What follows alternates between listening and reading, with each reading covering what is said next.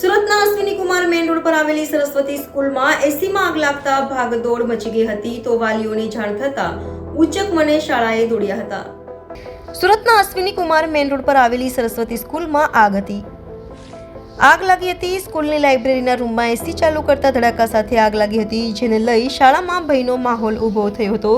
તો આગ લાગી ત્યારે શાળામાં 800 વિદ્યાર્થીઓ અભ્યાસ કરતા હતા અને આગ લાગતા તાત્કાલિક શાળા ખાલી કરી વિદ્યાર્થીઓને રજા આપી દેવાઈ હતી। તો આગને પગલે ફાયર બ્રિગેડની ટીમને જાણ કરતા ઘટના સ્થળે દોડી આવી હતી અને ફાયરની ટીમે પાણીનો મારો ચલાવી ગણતરીની મિનિટોમાં આગ પર કાબૂ મેળવ્યો હતો।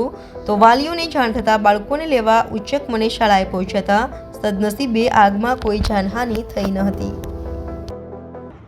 સુરત ફાયર કંટ્રોલ રૂમને 9:21 કોલ આપવામાં આવેલો। સરસ્વતી વિદ્યાલયમાં કોઈ કારણોસર આગ લાગેલી છે અશ્વિની કુમાર રોડ ઉપર।